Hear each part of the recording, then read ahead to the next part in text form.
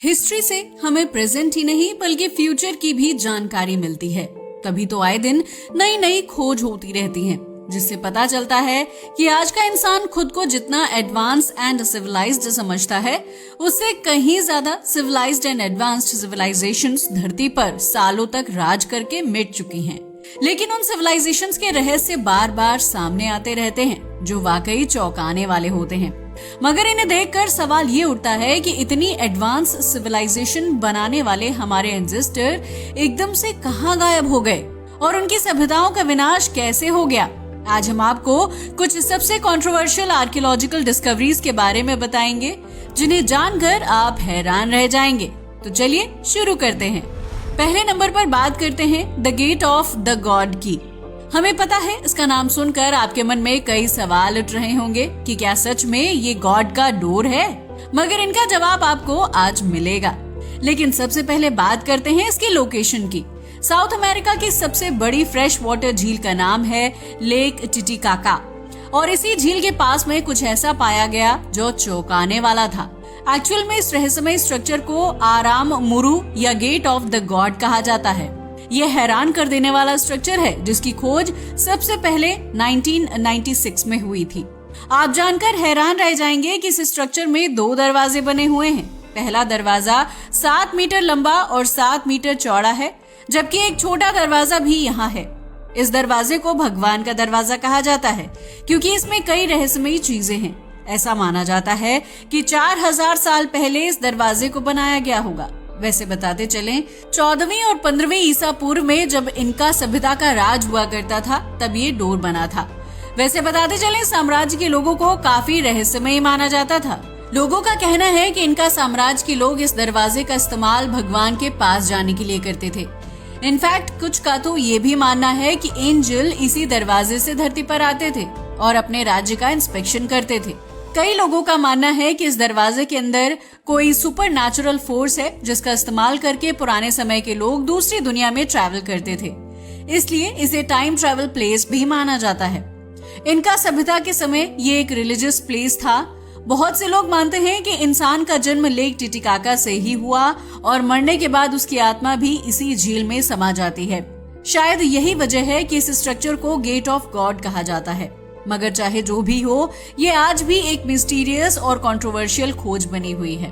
तो चलिए अब बढ़ते हैं अपनी अगली मिस्टीरियस डिस्कवरी की ओर, जिसने दुनिया को हैरान कर दिया था, और ये है स्कल 5। असल में जब से साइंस एंड टेक्नोलॉजी का विकास हुआ है, इंसान लगातार अपने अतीत को जानने की कोशिश कर रहा है। इसी कोशिशों के कारण आज तक इंसानों के कई सारे स्केलेटन खोज निकाले हैं।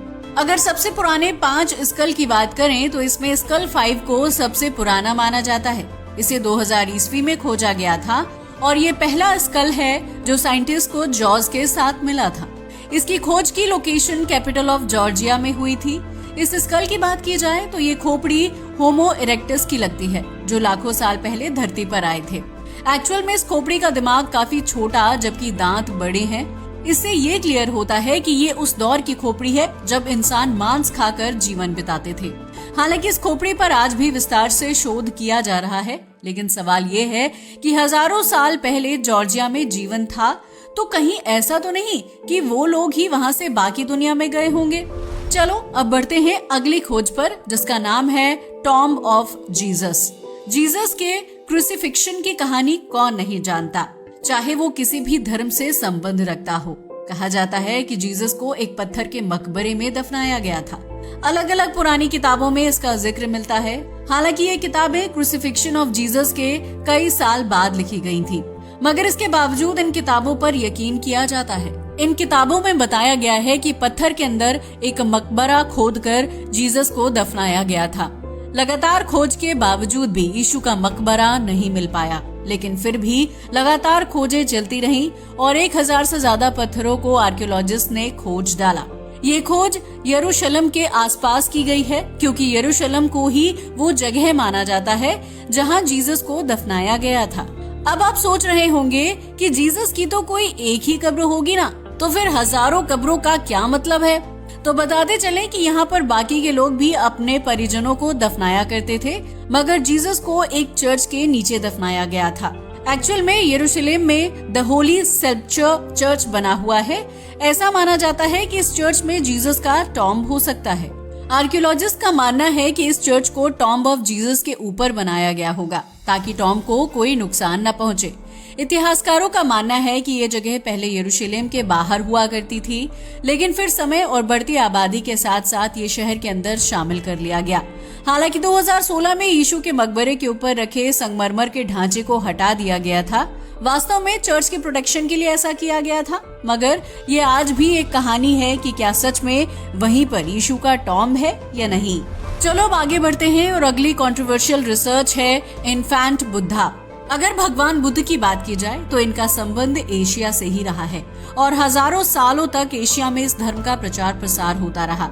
मगर 2018 में कुछ फिल्म मेकर्स ऑस्ट्रेलिया में एक डॉक्यूमेंट्री बनाने के लिए पहुंचे थे। उन्होंने वहां कुछ ऐसा देखा जो काफी हैरानी वाला था।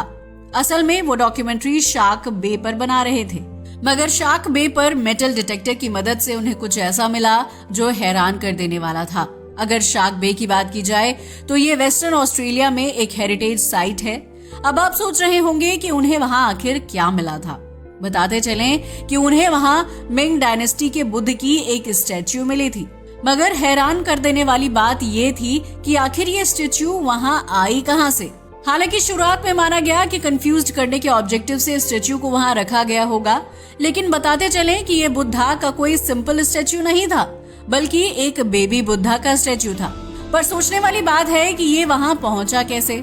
शुरुआत में सोचा गया कि ये फेक हो सकता है, लेकिन रिसर्च के बाद पता चला कि ये एक रियल स्टैच्यू है जिसे ब्रॉन्ज एज में बनाया गया था। ये चीन के मिंग पीरियड यानी 1368 से 1644 के बीच में बना था। इसके वजन की बात की जाए तो इस स्टैच्यू का वजन 1 किलो और लंबाई 15 सेंटीमीटर के आसपास है और ये ब्रॉन्ज का बना हुआ है। मगर सवाल अभी भी वही है कि आखिर ये यहाँ आया कैसे। लगातार रिसर्च एंड स्टडी से फिलहाल ऐसा माना जाता है कि मिंग डायनेस्टी के कुछ एक्सप्लोरर ऑस्ट्रेलिया गए होंगे और उनके साथ ये स्टैच्यू भी ऑस्ट्रेलिया पहुंचा होगा। मगर इसमें कितना सच है, ये आज भी कंट्रोवर्सी का टॉपिक बना हुआ है। अब बढ़ते हैं अपनी अगली कंट्रोवर्शियल आर्कियोलॉजिकल डिस्कवरी की तरफ, जो है माया कैलेंडर। वैसे माया सभ्यता के बारे में कौन नहीं जानता। जी हाँ, ये वही सभ्यता है जिसने 2012 में दुनिया के विनाश की घोषणा की थी, जिसके बारे में सुनकर हर कोई हैरान और परेशान था। माया सभ्यता के लोग एक कैलेंडर का यूज किया करते थे। माया कैलेंडर एक बेहद एंशिएंट कैलेंडर है जिसका इस्तेमाल मेसो अमेरिकन सभ्यता के लोग किया करते थे। 1940 के दौरान विजिटर्स को ये कैलेंडर मिला था। ये कैलेंडर 819 दिन का था। असल में जैसे ही ये कैलेंडर सामने आया, हर कोई हैरान था। एक्सपर्ट सोचने पर मजबूर हो गए कि आखिर इसकी हकीकत क्या है। हालांकि इसके बारे में लोगों ने अलग अलग तरह के दावे किए, मगर अल्टीमेटली ये पता चला कि ये कैलेंडर मोशन ऑफ प्लैनेट से रिलेशन रखता है। बताते चले कि ये बेहद एडवांस कैलेंडर था जिसे 40 से 45 साल की रिसर्च के बाद बनाया गया था। यही वजह थी कि कैलेंडर में अलग अलग प्लैनेट की लोकेशन के बारे में जानकारी दी गई थी। हालांकि उसके बारे में अभी तक पूरी जानकारी नहीं आ पाई है, मगर हैरानी की बात तो ये है कि एंशिएंट पीरियड में बिना मॉडर्न इक्विपमेंट के लोगों ने इतना एडवांस कैलेंडर कैसे बनाया होगा और आखिर उन्होंने ग्रहों की गति को कैसे कैप्चर किया होगा। ये आज भी हैरानी का विषय बना हुआ है। यही वजह है कि ये कैलेंडर आज भी कंट्रोवर्शियल बना हुआ है। चलो अब बात करते हैं एंटिकिथेरा मैकेनिज्म की। ये बात 1900 ईस्वी की है, जब कुछ डाइवर्स मेडिटेरेनियन सी में ग्रीस के पास नेचुरल रिसोर्सेज की खोज कर रहे थे। लेकिन तभी समुद्र में जोरदार तूफान आ गया, जिसकी वजह से अपनी जान बचाने के लिए ये लोग एक आइलैंड पर पहुंच गए, जो था एंटिकिथेरा आइलैंड। तो जैसे ही वो लोग वहां पहुंचे, उन्हें एक इक्विपमेंट दिखाई दिया। ये एक मशीन की तरह दिख रहा था और ऐसा लग रहा था कि ये किसी जहाज का कोई हिस्सा होगा, क्योंकि ये गियर से चलने वाली एक डिवाइस थी। इसके बाद इसे वापस लेकर अपने देश आ गए। जब साइंटिस्ट ने इस पर रिसर्च की तो हर कोई हैरान था। पता है क्यों? क्योंकि ये टुकड़ा बहुत ही ज्यादा पुराना था, इतना पुराना कि तब तक गियर वाली तकनीक का आविष्कार भी नहीं हुआ था। तो फिर आखिर ये टुकड़ा बनाया किसने? लगातार खोज के बाद भी पता नहीं चल पा रहा था। लेकिन फिर हिस्ट्री की सहायता ली गई। एक्चुअल में एंशिएंट ग्रीस सिविलाइजेशन के लोग टेक्नोलॉजी के मामले में काफी आगे थे। इस बात ने ये साबित कर दिया कि हो सकता है कि उन्होंने बहुत पहले ही मशीनों का आविष्कार कर लिया हो, लेकिन इसमें कितना सच है ये आज तक नहीं कहा जा सकता। हालांकि इसके बारे में रिसर्च अभी भी जारी है, लेकिन ये विवादास्पद बनी हुई है। चलो अब आगे बढ़ते हैं और अब बात करते हैं हॉर्सेस एंड ह्यूमंस की। इंसान का सबसे पुराना और सबसे अच्छा दोस्त आज भी कुत्ता ही माना जाता है, लेकिन ये सुनकर हम घोड़े के महत्व को भुला नहीं सकते। पता है क्यों? क्योंकि वो घोड़े ही थे जिनकी मदद से बड़े बड़े एम्पायर को जीता गया था। लेकिन क्या आपने कभी सोचा है कि इंसानों ने घोड़े का इस्तेमाल सबसे पहले कब शुरू किया था? क्यों? सोच में पड़ गए ना? तो चलिए आज हम आपको बताते हैं। असल में इंसानों ने घोड़े को पालना और उनका इस्तेमाल कब सीख लिया था, इस बारे में 2009 में एक रिपोर्ट पब्लिश की गई थी। इस रिपोर्ट को पब्लिश करने के लिए विजिटर्स एंड साइंटिस्ट ने 1994 से 2002 तक कजाकिस्तान की कई जगहों पर शोध किया था और यहीं पर उन्हें घोड़े के सबसे पुराने रिमेन्स मिले थे। इनकी स्टडी करके ऐसा माना गया कि कजाकिस्तान में आज से 5500 साल पहले लोगों ने डोमेस्टिकेशन ऑफ द हॉर्स किया था। इस समय पर घोड़े का इस्तेमाल हाउस होल्ड नीड्स के लिए किया जाता था। असल में पेट एंड डोमेस्टिक हॉर्सेस को दूध और खाने के लिए उन्हें पाला जाता था और वाइल्ड हॉर्सेस का इस्तेमाल सवारी के लिए किया जाता था। कॉपर एज यानी 5500 साल पहले इंसान घोड़े के दूध को पिया भी करते थे। हालांकि ये कजाकिस्तान की बात है। यूरोप में इसके 2000 साल बाद ही लोगों ने घोड़े का इस्तेमाल करना शुरू किया। तो देखा आपने, जो घोड़ा आज तक हमारा साथ निभा रहा है वो कितने साल से इंसान का साथ ही रहा है। वैसे बताते चलें, भारत में अच्छी नस्ल के घोड़े नहीं होते थे, इसलिए उनका इंपोर्ट किया जाता था, मगर दुनिया भर में इसका इस्तेमाल आज भी विवादास्पद बना हुआ है। अब बात करते हैं लॉस लुनास डेकालोग स्टोन की। अगर इस स्टोन की बात की जाए तो ये एक बहुत बड़ा पत्थर है जो न्यू मैक्सिको के साउथ वेस्ट में पाया गया था। 1880 में इसकी खोज फ्रैंक हिबेन ने की थी।